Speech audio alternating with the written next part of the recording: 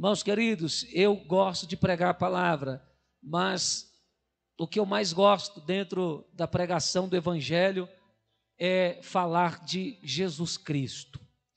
Quanto mais a igreja fala de Jesus, menos a igreja tem problema. Quanto menos a igreja fala de Jesus, mais problema ela tem. Eu tenho acompanhado e percebido muitas transições no meio evangélico, no meio cristão, algumas transições importantes que beneficiaram a nossa comunhão, a nossa coinonia. De fato, eu não venho dizer que tudo que agora, que essa geração, que esses tempos nos trouxeram é ruim, que eu estaria mentindo. Essa geração me ensinou, principalmente, eu que faço parte da transição das duas, eu que fui a ponte ali da ligação da geração mais antiga com esta geração mais nova, eu aprendi com esse pessoal novo, carismático, com esses jovens, porque eu sei que o segredo, irmão, da beleza, das realizações, do sucesso, está na juventude. A juventude é o potencial de Deus, é o potencial da vida, e por isso o mundo e Satanás investe tão grande para frustrar os sonhos dos nossos jovens, para oprimi-los, para levá-los a serem guiados por lobos, por homens mentirosos que não sabem guiar nem a sua própria vida. Mas eu também tenho que reconhecer que algumas mudanças não têm sido boas. E dentre as mudanças que não têm sido boas ou boas, é a distância que essa geração tem de uma comunhão de oração verdadeira. Você que é novo ou novo convertido, aprenda isso.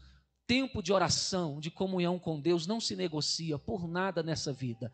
Nenhuma proposta nesse mundo vale a pena se ela tirar o seu tempo com Deus. Mas se ela não tirar o seu tempo com Deus, que você sonhe, que você realize, que você trabalhe, estude, viva aquilo que não te comprometa.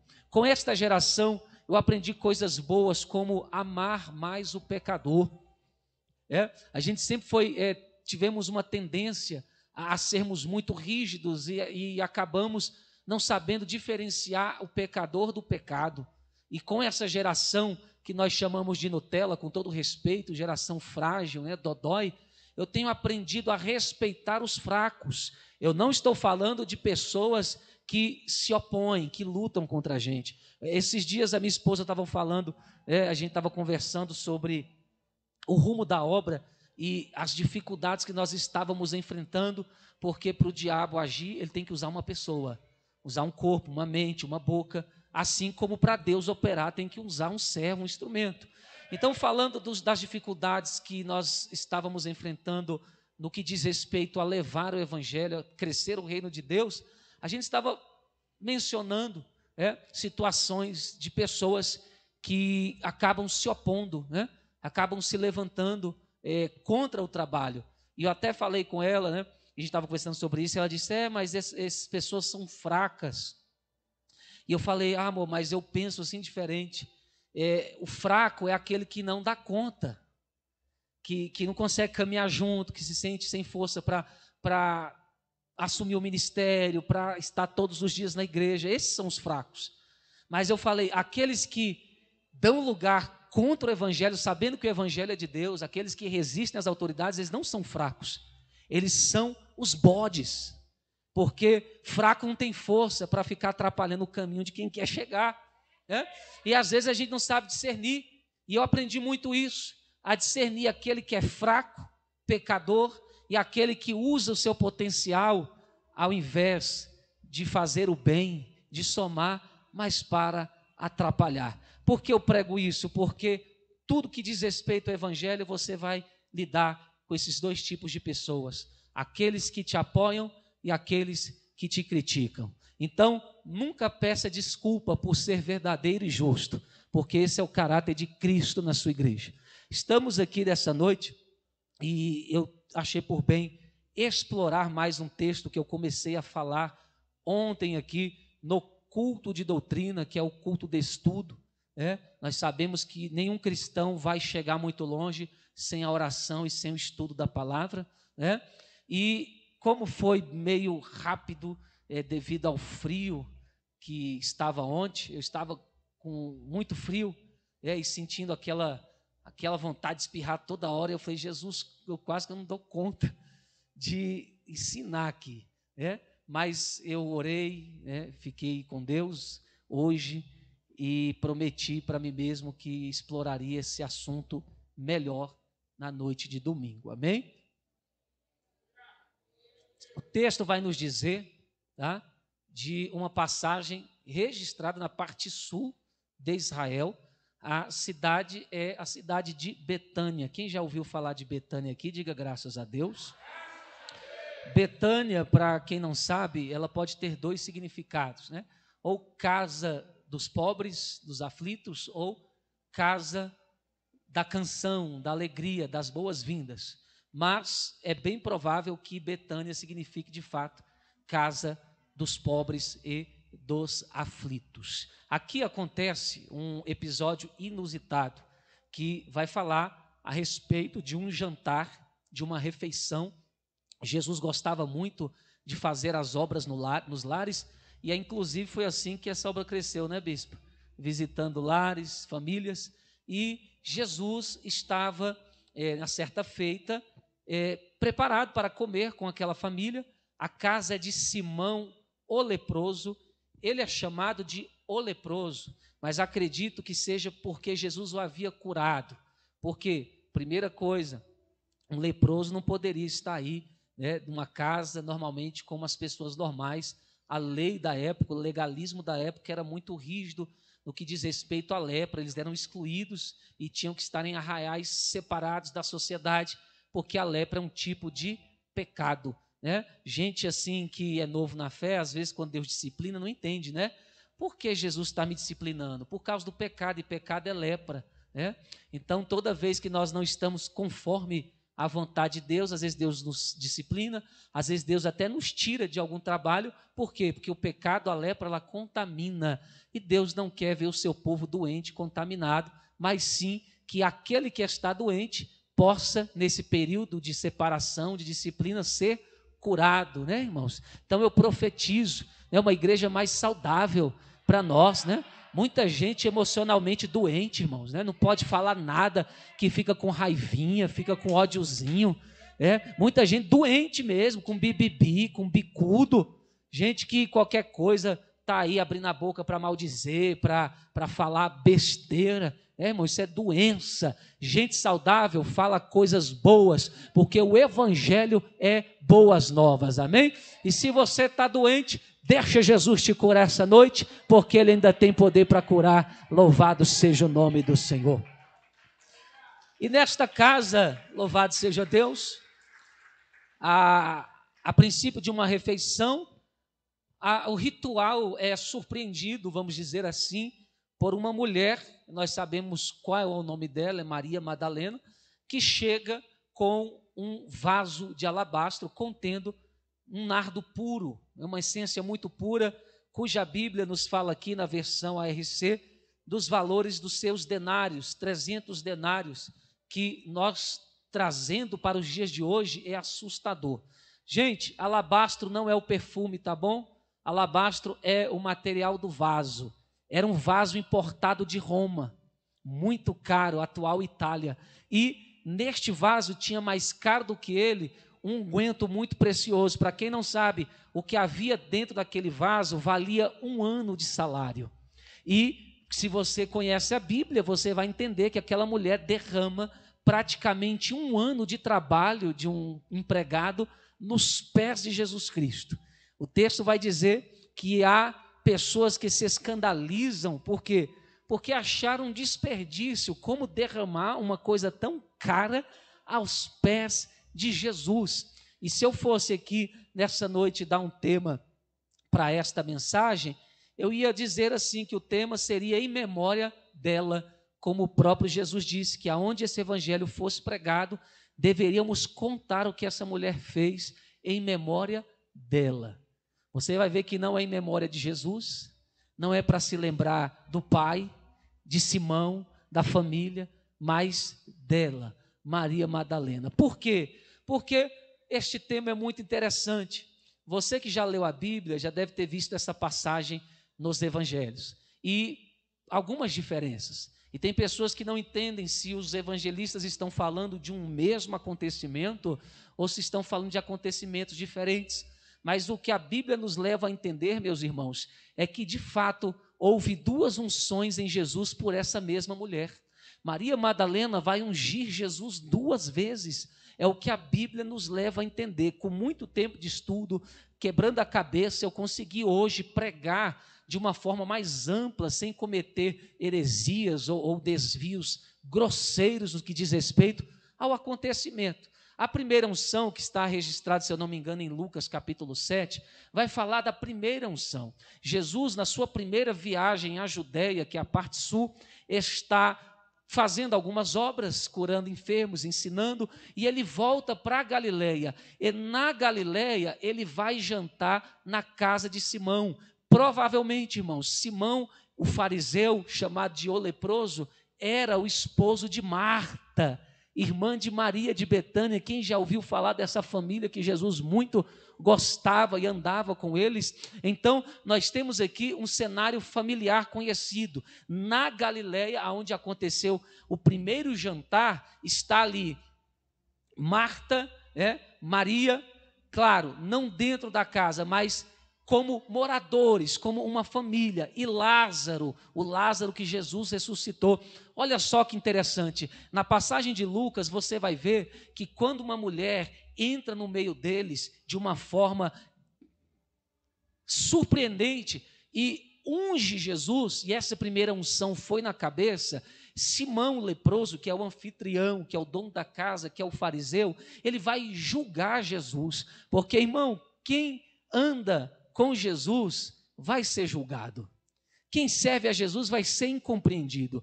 Em Lucas 7, quem já leu essa passagem, ele vai dizer que quando a mulher chega e a mulher unge a sua cabeça ali naquela refeição, de uma forma espontânea e surpreendedora, ele vai dizer o seguinte: se este fosse verdadeiramente profeta, ele saberia que ela é uma...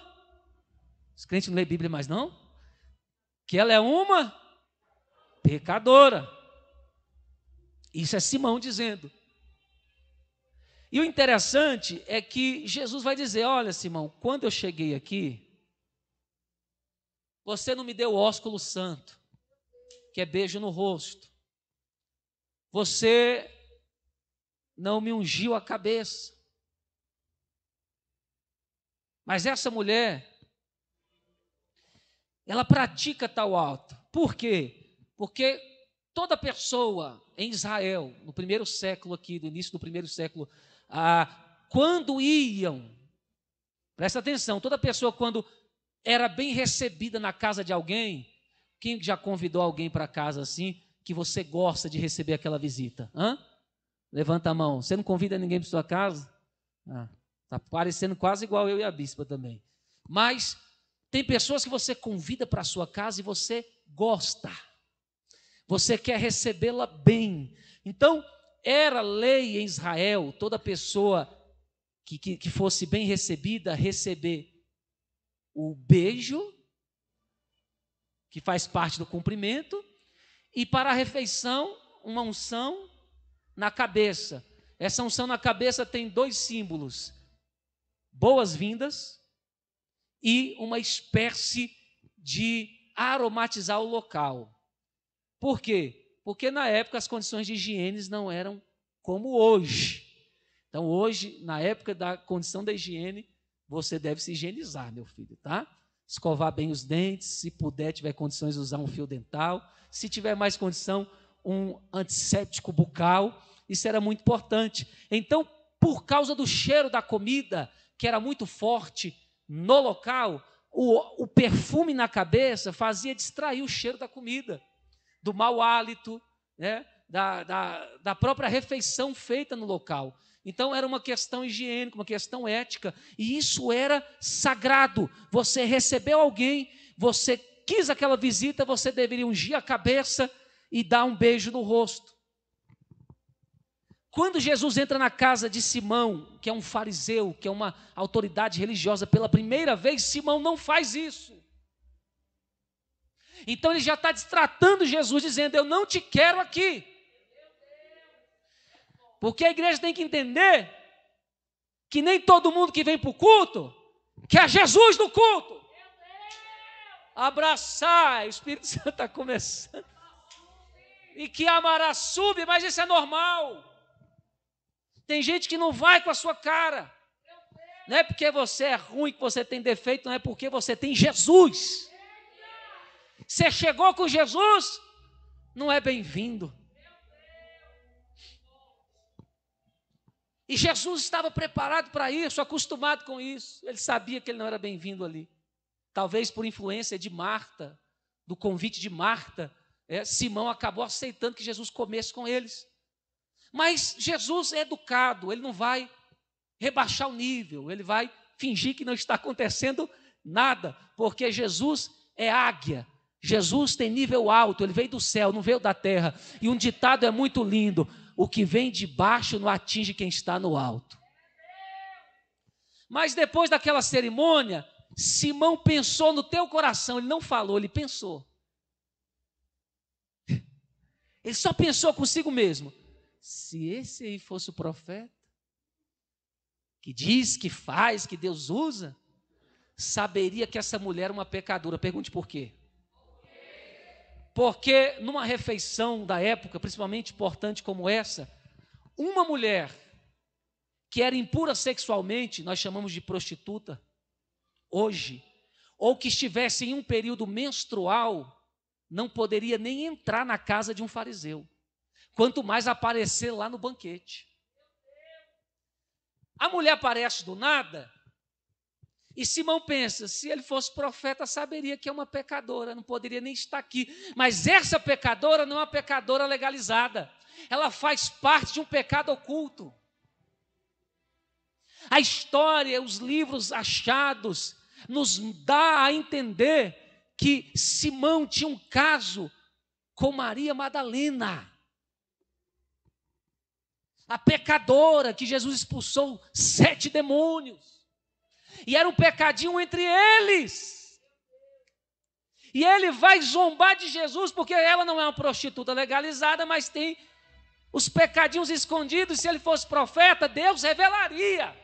E ele diria: sai daqui que tu é uma prostituta, e prostituta é proibida de entrar em casa de sacerdote. Ele pensa que Jesus não sabia, mas Jesus quis a pecadora lá.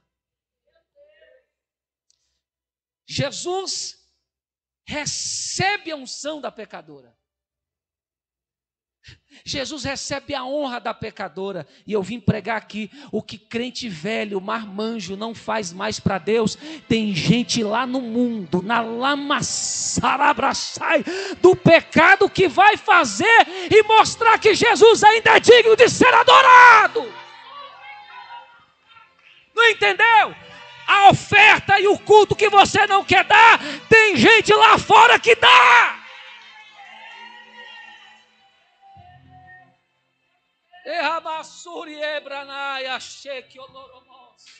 Eu gosto da Bíblia. Eu não gosto de brincar de pregar a Bíblia, eu gosto de entender o que ela quer dizer. Eu não como qualquer coisa. Mas chega um ponto que Jesus tem que entrar em ação, porque o ser humano, quanto mais você dá corda, mais ele apronta. Aí Jesus: eu fiquei calado até agora eu vou falar. Aí Jesus cita uma parábola, porque ele não quis envergonhar Simão. Porque Jesus poderia muito bem: eu não sou profeta, e você acha que eu não sei do caso que você tem com ela? Que você trai a minha amiga Marta? Mas por amor às almas, inclusive Marta, que era muito amiga de Jesus, Lázaro, provavelmente, segundo os estudos, nessa época teria uns 12 anos de idade. Quem pensa que Lázaro era adulto, tem que estudar mais a Bíblia.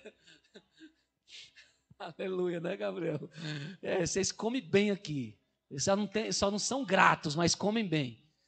Tem mestre, tem profeta, tem tudo aqui. E uma igreja, segundo os estudiosos, para ser completa, tem que ter mestre e profeta. Está em Atos. Se não leu, deveria ler e ver que aqui tem, e ser mais grato. Jesus poderia muito bem falar, mas Jesus cita uma parábola e chega assim: Simão, você não é o tal? Eu tenho uma parábola para te propor aqui. Tinha um patrão e tinha algumas pessoas devendo ele. Vamos contemporaneizar a mensagem para você entender. Só que um devia mais dinheiro, outro devia menos, sabe? E Simão está ouvindo a parábola. Sim, um patrão, 2 servos que devia a ele, um devia uma quantia mais alta, outro uma quantia mais baixa. Aí Jesus fala assim: Simão, o patrão, meu Deus, Jesus, ele perdoou ambos. Ele disse assim: todos estão perdoados, não precisam me pagar mais nada. Quem devia muito, quem devia pouco, está perdoado. Olha aí, gente, calma. Deixa os obreiros ir lá, pode ficar. Deixa os obreiros ir lá. Deixa só obreiro, Marília, pede para quem não é obreiro ir lá não, tá? Tem obreiro na casa. Por favor. Presta atenção aqui, porque o inimigo quer tirar o foco do culto. E tem gente que está ligado comigo aqui, ó. Está ouvindo a palavra. Agora tem gente que ficou para lá. Está em cima do muro, meu irmão? E Simão está pronto para responder. E Jesus fala: eu perdoei os dois, independente do tamanho da dívida. Mas a pergunta, Simão, é essa: quem amou mais o patrão?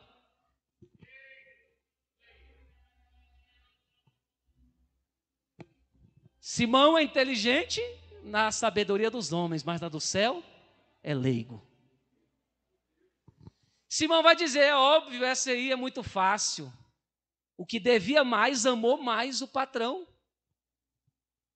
E ele nem estava entendendo o que Jesus queria dizer. Jesus estava querendo dizer: Simão, pois é, esse é o problema, né? Ela pecou muito.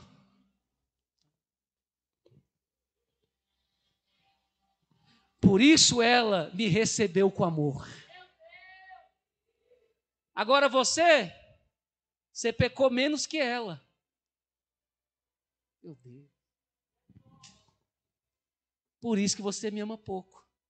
Mas o que eu vim dizer é que você também é pecador.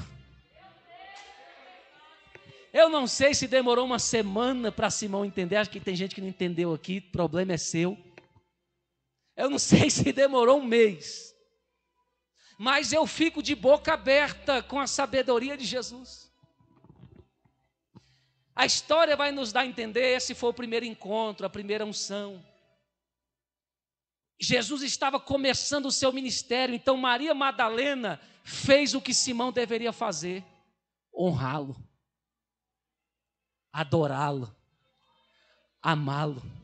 Simão não fez. Meu Deus, eu tossi. Simão, conhecedor, não fez o que deveria saber. Aí vem a pecadora e ensina quem deveria fazer e não faz. Deus vai pegar gente nova, que não tem o tempo que você tem de crente, que não conhece o que você conhece, e vai te dar uma lição de como servir a Jesus. Será que a igreja está aqui? Maria Madalena diz assim: eu confirmo o início do seu ministério, te dou boas-vindas e te dou um beijo, reconhecendo que tu és Rabi. Essa unção foi no início do ministério de Jesus. O tempo passa, isso aconteceu na Galileia, e a história vai indicar que esse fariseu agora pega uma lepra, fica doente.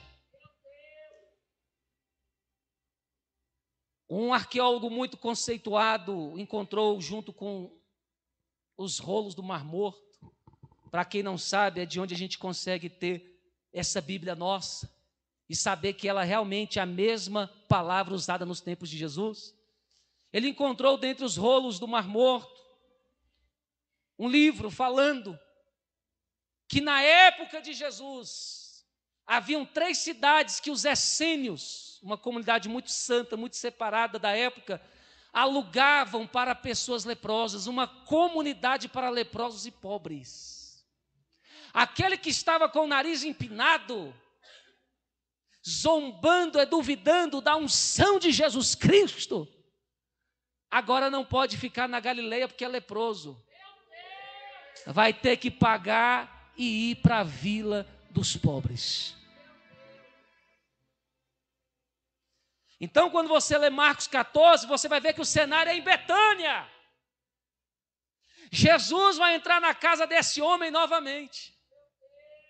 Só que na vila, casa, ali dos pobres. Jesus, que com certeza o havia curado, está novamente aqui.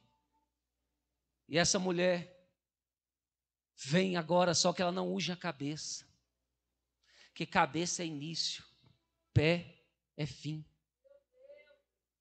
Ela vai ungir os pés de Jesus com um perfume que valia 1 ano de trabalho. Irmão, isso aí é um tapa na nossa cara. Porque a igreja foi chamada para dar o melhor para Jesus. Só que tem gente que está encarnando o papel daqueles que se incomodam com a adoração que a igreja dá. Eu não entendo isso. Gente se escandalizar com a oferta, com a adoração, e estão no nosso meio, congrega com a gente, mas quando vê que uma igreja recebeu uma oferta alta, ele é o primeiro a murmurar.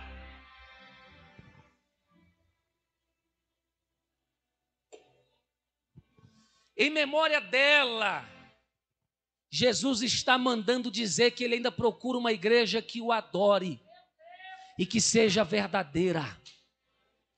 Ele está cansado de gente que se acha muito santo e faz muito pouco, mas ele ainda aceita pecadores que sabem que são falhos, mas ainda querem dar muito amor para Jesus. Será que tem alguém que ainda pode dar atos de amor e adoração?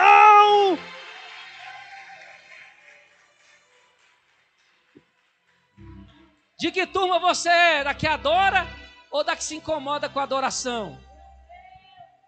Porque tem a turma que se incomoda. Se o cara prega bem, ele fica incomodado. Se a irmã canta bem, ele se incomoda. Se entrou oferta por lote, ele se incomoda. Se a igreja cresce, ele se incomoda. Tem gente que se a igreja estivesse num barraco, irmão, caindo os pedaços aqui, estava morrendo de feliz. Entrava assim na igreja. A igreja está na miséria. Os pastores estão no barracão. Tudo mal vestido. Mas, quando ele começou a ver a oferta, a igreja está começando a vestir melhor. O carro do pastor agora não é mais aquele que acabava a gasolina no meio da rua, é caminhonete. A igreja está ficando bonita. Olha quantos comentários nas redes sociais. Ele faz o bico.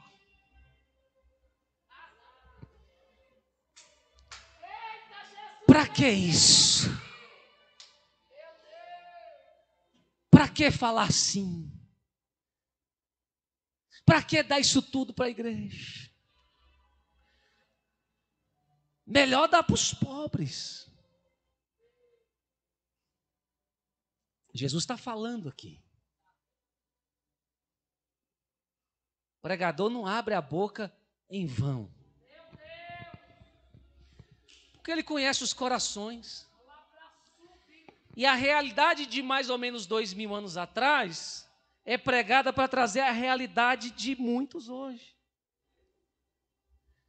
Então tem a turma dos incomodados, mas a minha Bíblia ensina assim: os incomodados que se retirem. Porque isso não é nem o começo do que Deus vai fazer.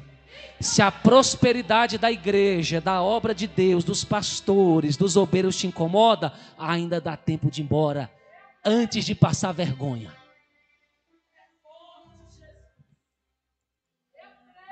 Para que esse desperdício? Tem gente que acha que recurso para obra é desperdício. Poderia ser dado aos pobres. De que lado você está?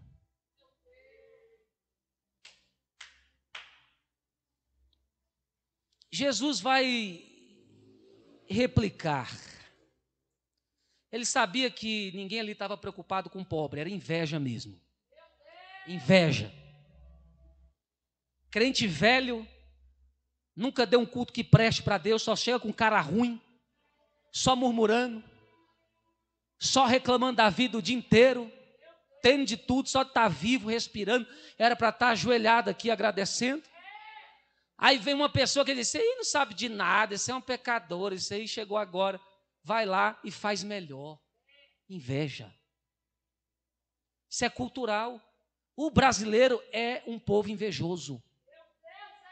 Infelizmente, país de terceiro mundo, a forma que esse país foi criado, gente de raça diferente, tirada a força dos seus continentes, criados debaixo de ódio, debaixo de enganação, desinformação. Aí uma pessoa é um pouquinho mais inteligente, um pouquinho mais carismática, mais alegre, mexe, causa raiva. Porque o brasileiro gosta de ser burro.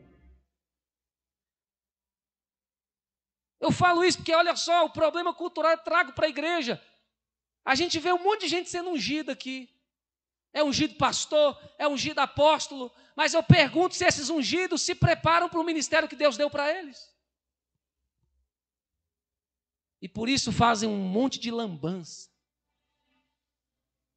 Pergunta se esses novos convertidos que aceitaram a Jesus estão dispostos a ter uma vida de oração e estudo da palavra e fidelidade no seu ministério. O brasileiro quer levar tudo na bagunça.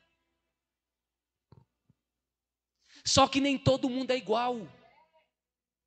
Deus não honra quem não se esforça. Então, se é honrado, fez alguma coisa que você não faz. Aprenda a respeitar o esforço dos outros. Se o Brasil é um país de cultura invejosa, frustrado, a igreja não pode ser. Porque quando você encontra com Jesus, você diz abandonar a velha cultura. A igreja está cheia demais de críticos. Cheia. Nós estamos precisando de apoiadores. Se não tem coração de ovelha para apoiar, Jesus falou que quem não ajunta... Você acha que eu vou ficar amaldiçoando gente que quer sair daqui? Eu vou dar glória. Porque eu vou dormir tranquilo, sabendo que eu não estou obrigando a ninguém estar comigo aqui. Você acha que eu vou cometer os erros dos antigos? Que os antigos tinham isso. Se você sair da igreja, você vai para o inferno, vai te pegar. Eu não cometo mais esse erro. Porque você segura uma lástima dentro da igreja, uma pedra de tropeço, do seu próprio crescimento, do crescimento do rebanho. Libera. Se nem Jesus obriga a gente a servir a Ele, quanto mais você que está aqui pode se sentir obrigado a estar aqui.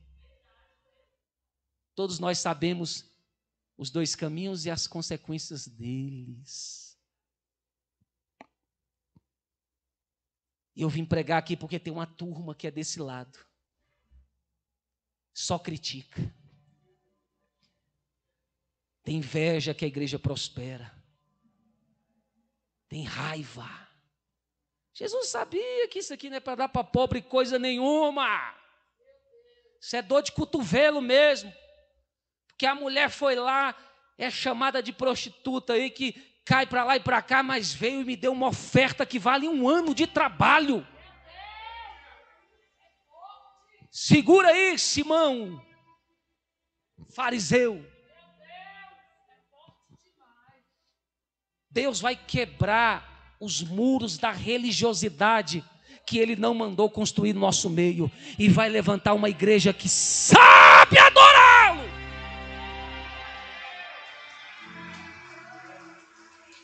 Isso é uma profecia.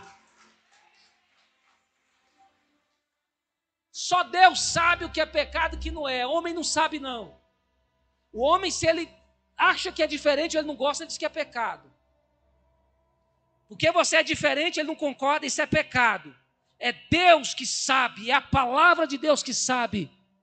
É uma autoridade espiritual constituída por Deus que sabe o que é pecado e o que não é. Não é qualquer um, não. Deus está cansado desse negócio. As pessoas não se arrumam para adorar a Deus, para servir, fala mal, critica. Aí as pessoas se arrumam, dão o seu melhor, como as mulheres que são mais expert nisso do que os homens, se arruma cabelo, faz uma luz, pinta, coloca uma maquiagem legal, se veste bonito, comportado, chique, sem sensualidade, para dar o seu melhor. E o público que está na reunião, em vez de entrar no embalo para dar o melhor com essa pessoa, senta para apontar.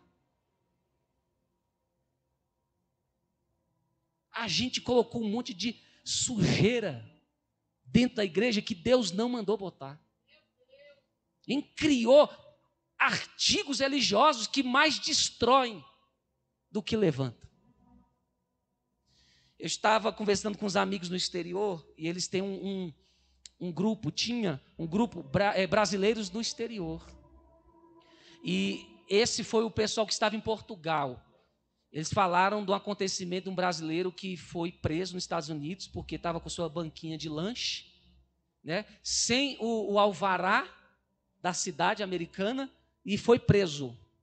E tinha uma cliente americana, nata, que todo dia comia ali com seus filhos, e quando ela foi, que ela não viu o trailer, ela ficou, mas o que aconteceu? Ele mudou, foi para onde? E ela ficou sabendo que denunciaram ele. Ela foi investigar o que tinha acontecido. Ele era recente no país, estava com uma dificuldade muito grande, ele teve que tomar uma atitude. E o plano dele era levantar o trabalho, depois ele se regularizava, porque isso é muito burocrático. Quando ela ficou sabendo, ela era advogada. Ela descobriu toda a história.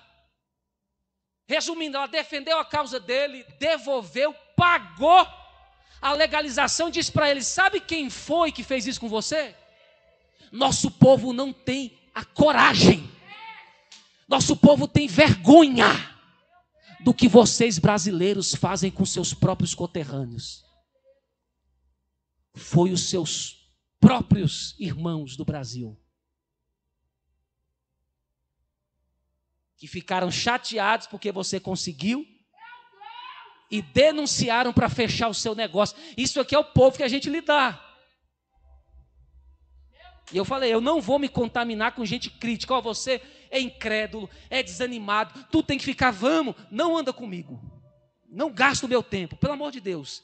Anda longe de mim, não sou dessa turma. A Bíblia diz que tem diferença, não é todo mundo misturado não, tem diferença. Não me confunda. Agora, se você é crente, se você veste a camisa, se você apoia o teu irmão, se você quer lutar, se você tem fé, não desiste, vem comigo, porque a vitória é nossa! É nossa!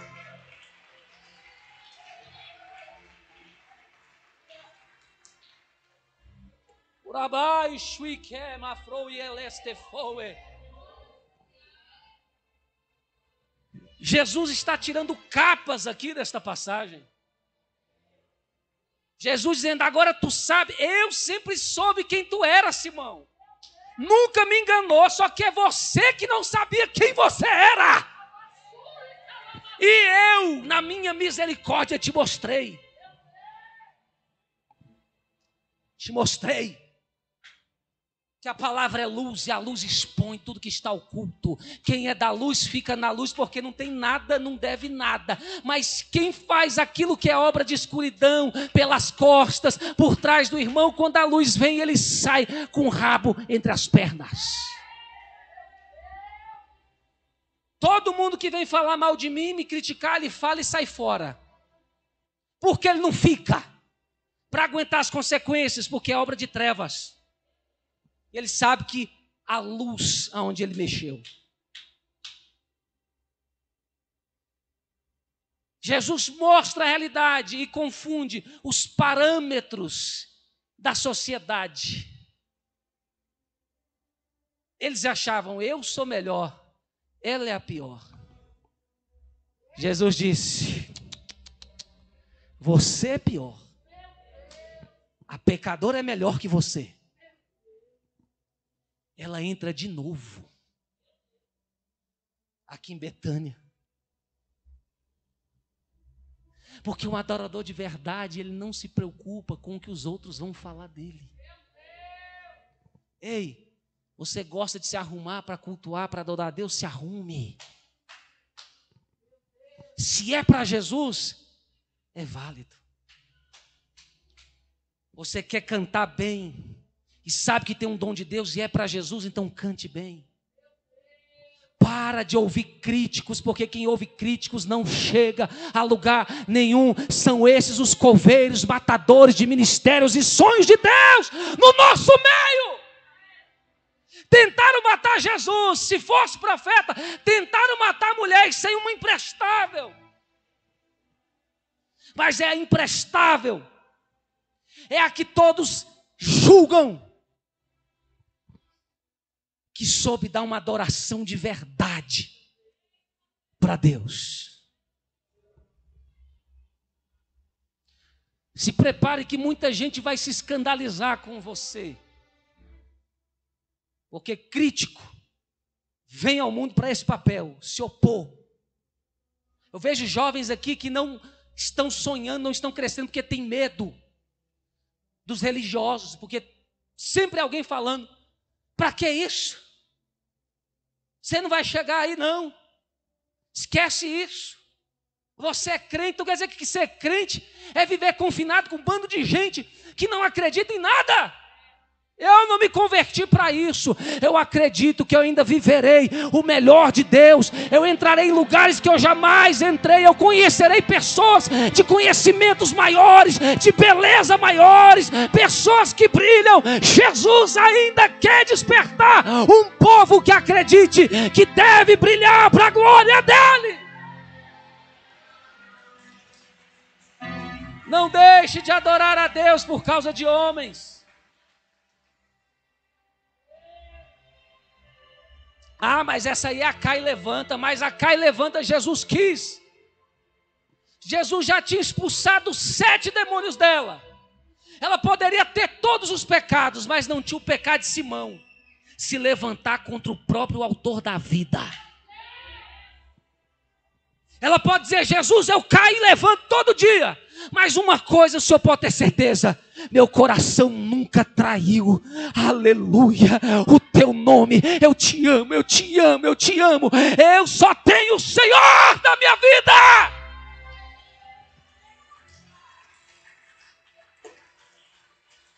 Esse pecado ela não tinha.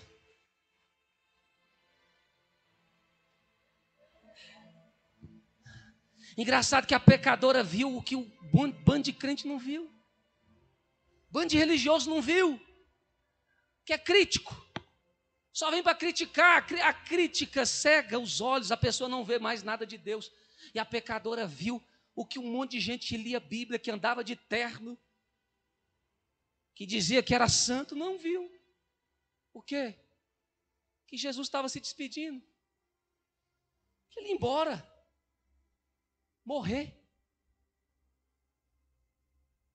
Ninguém viu. Eu falei, Deus me leva, me usa. Eu sempre soube que Deus ia me usar de uma forma diferente. Deus falou que eu vou pregar para muita gente em vários lugares, mas eu nunca me vi no método tradicional, de terno e gravata nos púlpitos da igreja. Eu sempre soube desde o início da minha chamada que eu seria um instrumento muito diferente do que as pessoas imaginariam que eu fosse, e eu não tive medo de encarar isso. Tanto que eu estou numa igreja pentecostal gravando rap cristão. Se Deus te chamou para ser diferente, não tenha medo. Não foi Ele que te chamou? Lá na frente você vai entender por que toda essa diferença. Que Deus está cansado de mesmice. A religião é a mesmice que afasta o homem de Deus. A religião disse: essa aqui cai toda hora, não serve.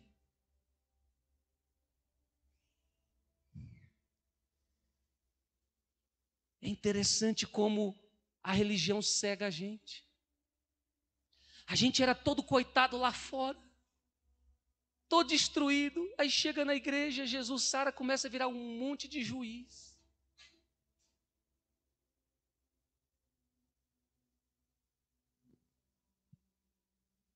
Quando foram acusar aquela mulher, Jesus falou: quem não tem pecado,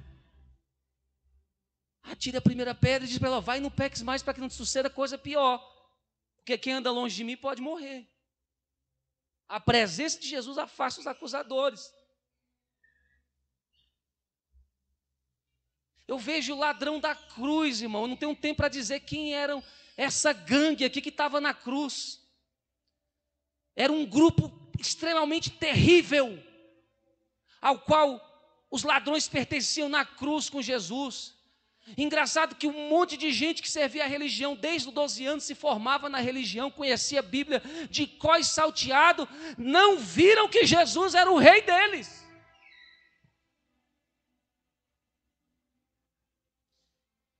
Viu, Bispa Vânia? Deus não nos chamou para entreter religiosos, mas para ganhar almas. Ninguém viu. Agora o ladrão que não conhece de Bíblia de nada diz: ô rei, lembra de mim. Tem gente lá fora melhor que a gente, irmãos. Você não está aqui porque você é bom, não. Tem gente lá fora que é melhor que você. Desculpe eu dizer isso, mas a Bíblia me dá respaldo que existe gente lá fora que não é evangélico, que não conhece a Bíblia, que adora a Deus mais que você, que é mais fiel do que você. Porque se essas palavras não te causar temor, irmão, o que vai causar? A sensibilidade da adoração. A criticada foi a única que sentiu que a morte estava perto dele. E vai ungir os pés como preparação para a sua sepultura. As pessoas estão criticando e ela está fazendo a obra. Eu estou terminando aqui, mas nos rituais fúnebres de Israel, nós sabemos que o perfume era sagrado.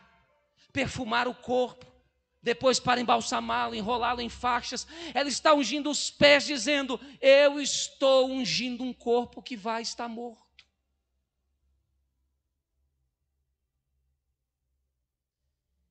E o que é lindo, que isso é um mistério que Jesus revela para poucos. Que parte daquele perfume, Jesus falou assim: segura aí. Você começou agora, mas vai terminar na sexta-feira à tarde. Entendeu, né? Cabeça de TikTok não entende mesmo. Entende mesmo. Uma pérola dessa. O mesmo perfume que ela estava usando no jantar, Jesus guarda a metade. Porque aqui não dá para terminar o serviço, tem muito crítico. Mas sábado à tarde, quando o meu corpo descer da cruz, você termina o que começou. Mesmo perfume que ungiu os pés de Jesus vivo no jantar, foi o que terminou de ungir o seu corpo morto, assassinado. O que eu venho pregar para você? Lembre dela. Toda vez que você vê que está se perdendo na fé, lembre de um exemplo de uma verdadeira adoradora. Um verdadeiro adorador não é medido pelo número de pecados que ele tem ou não, mas é medido pelo seu comportamento diante da presença de Jesus. E a verdade é essa, bispa. Quem deve muito é que ama mesmo. Quem se acha santo demais não deve, acha que não deve, né? Para que vir para a igreja? Para que dar oferta cara na IPMA?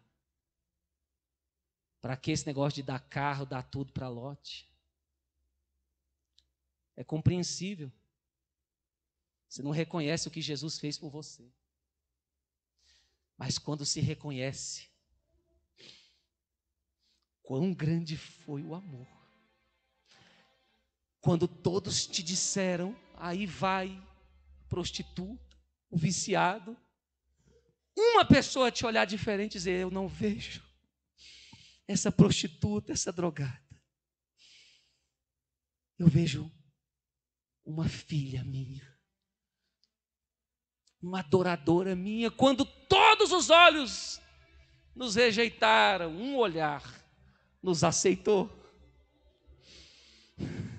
Quando todas as bocas nos condenaram, uma boca nos justificou. Quando todos viam o seu defeito, ele viu o seu potencial. E é tão lindo, Jesus tem tanto discernimento de quem realmente o ama, quem não ama, porque ele sabe como devolver. De tanta gente que o seguiu, a primeira que ele apareceu foi ela. Você nunca se perguntou porque Jesus não apareceu para Pedro? Para João, o discípulo mais íntimo, mas ele vai aparecer para Maria Madalena. Porque Maria é tipo da igreja. A igreja não é perfeita. A igreja vai errar. Vai cair. Mas Deus vai levantar.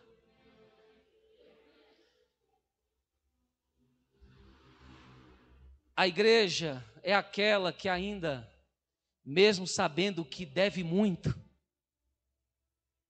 tenta de todas as formas devolver esse amor com as suas atitudes. Ofertar sim está relacionado muito ao amor que a gente tem por Deus.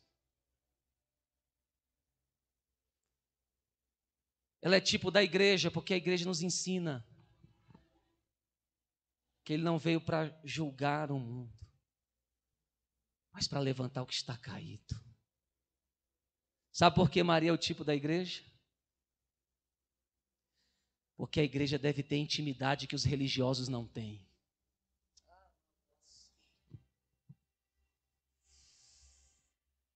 Tem experiências que os religiosos não têm.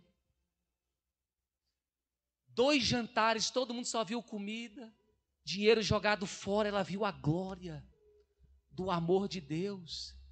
Então não critique gente que é extravagante na sua adoração. Ela tem um relacionamento que você não tem. Ela dá valor àquilo que você não dá. Eu estou aprendendo a respeitar muitas coisas que eu não respeitava no início da minha caminhada. Entender que igreja não tem nada a ver com muita coisa que a gente aprendeu. Muita coisa. Ela é a primeira a ver o Cristo ressurreto.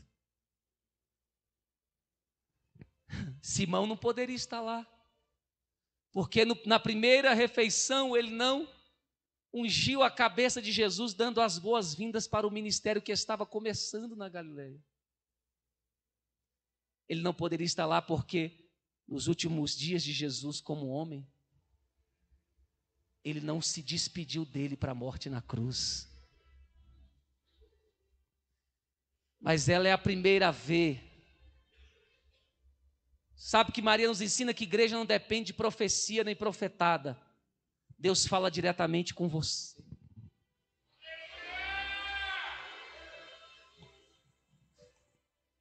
E ela é a primeira pregadora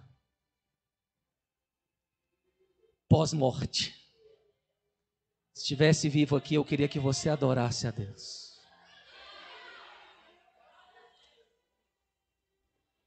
Tem muita gente que se acha pequenininho aqui, fraquinho, coitado. Mas já viu o amor que você tem por Jesus?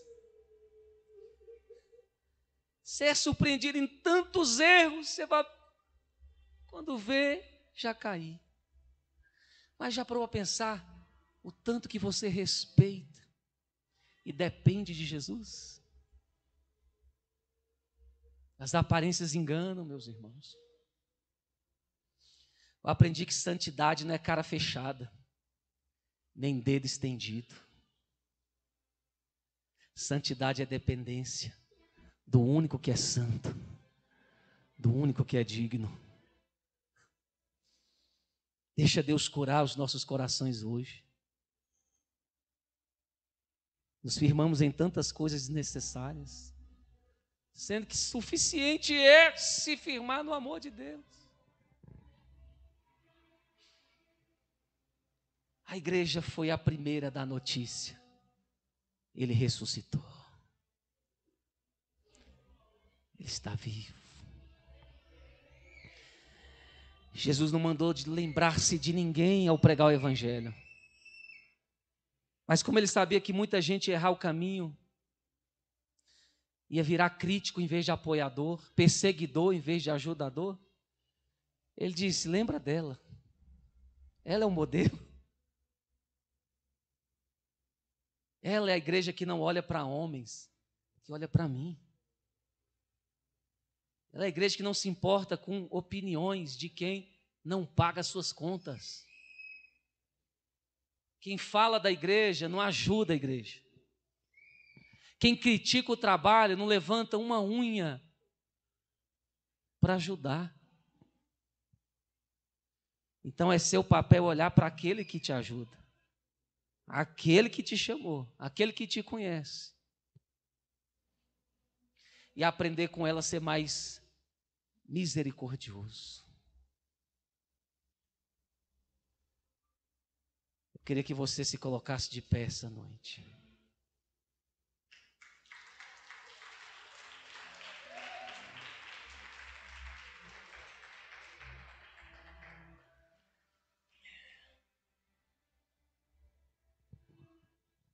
A primeira pregadora de boa notícia.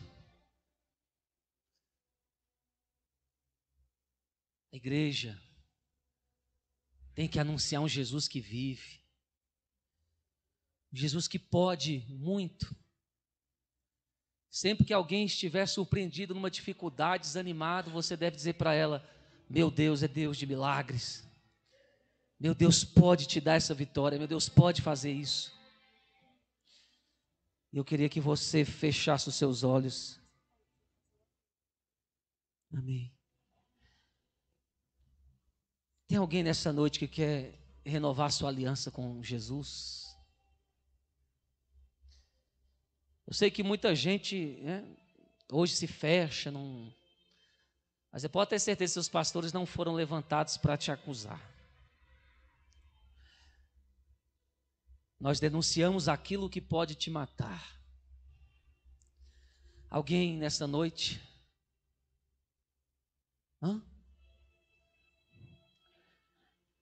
Reconciliar não é um ato para quem veio na igreja hoje. Tem gente que está anos na igreja, mas nunca aceitou Jesus. Como Simão. Não sabe nem quando ele chega. Eu sou de uma época que a gente começava o culto. E quando Jesus entrava, todo mundo sentia. Né, bispo? A gente não sabe explicar, mas uma coisa espiritual, metafísica acontecia. E a gente fala: opa, o negócio mudou, ele está aqui. E Jesus está aqui hoje. Uma vida, mais outra.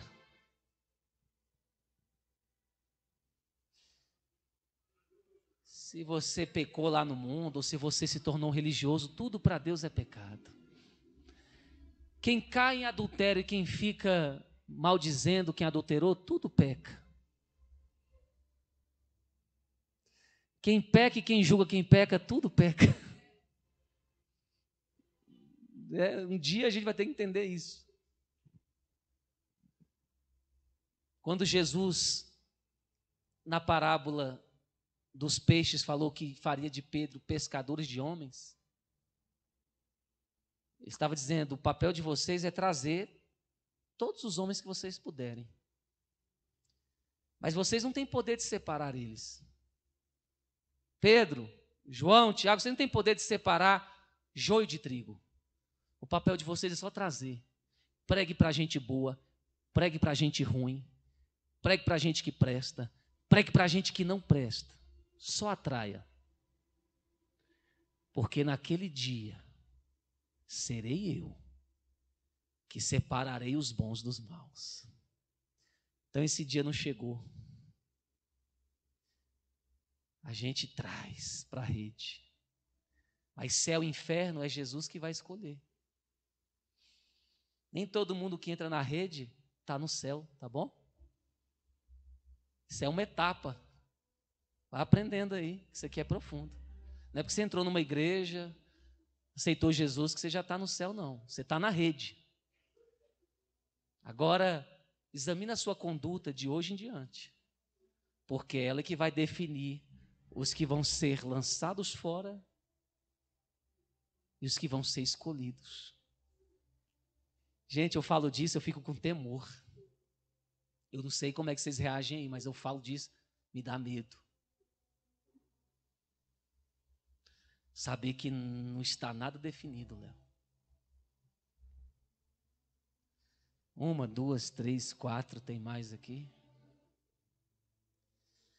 Vou fechar aqui, se tiver alguém, vem agora, se não...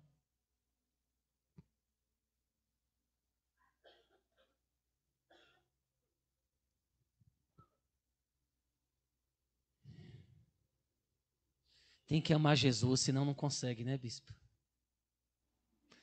Senão vai amar dinheiro, vai falar que é desperdício. Fala o que a gente faz aqui é desperdício. Coloca a mão no seu coração, você que está aqui à frente. A igreja estenda a mão para cá. Senhor, nós agradecemos essa noite por essas vidas que estão reconciliando. Pai, elas não estão aqui porque foram obrigadas, porque o Senhor dá o livre-arbítrio para todos nós. Mas acredito que foram convencidas pelo poder do Teu Espírito, mediante a pregação do Evangelho. Porque para onde iremos nós, Senhor, se só Tu tens caminho de vida eterna? Pai, eu oro por essas vidas,